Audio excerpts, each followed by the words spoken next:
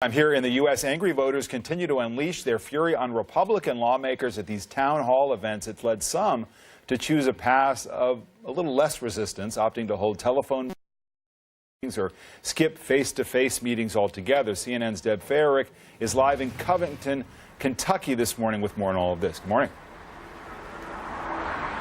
Morning there, David. Well, the bottom line is that politicians don't like to be yelled at and people don't like to be ignored. And for many of these people who are coming to the town halls, they're very frustrated because they want their questions answered. And when there are no answers, things can get pretty heated. Republican lawmakers confronted by furious constituents in town halls across the country.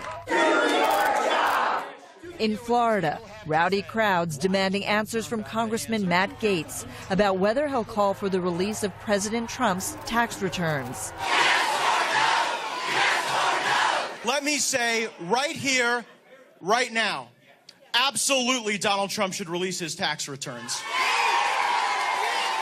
In Arizona, tempers flaring when Representative Martha McSally sidesteps questions about Education Secretary Betsy DeVos. Just answer our questions on how you may not like the answers that I'm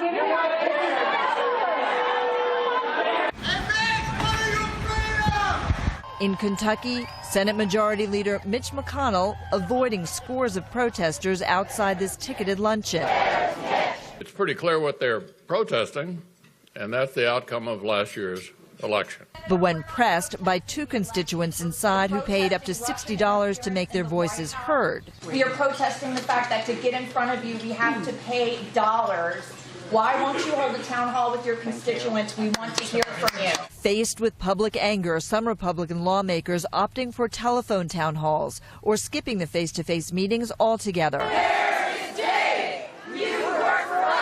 Outraged voters holding empty chair town halls. This one in Ohio with cutouts of missing Senator Rob Portman. And in Florida, one constituent chasing down Marco Rubio. But are you going to host a town hall? There's a constituent town hall today. We need to hear from you, Senator.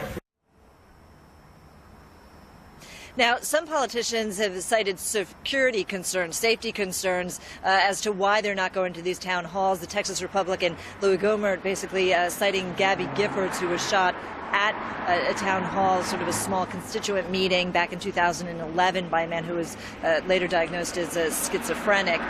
But Gabby Giffords quickly wrote back and she said, you know what, I was shot on a Sunday, my office was open on a Monday, and she said to the congressmen, to the politicians who have abandoned their civic duty, have some courage, face your constituents, hold town hall meetings. And yesterday when I questioned Senator Mitch McConnell and said these people want to be heard, he essentially said they are being heard. They have a fundamentally different view of where America should be going. So a lot of back and forth between people and the lawmakers, and they want answers.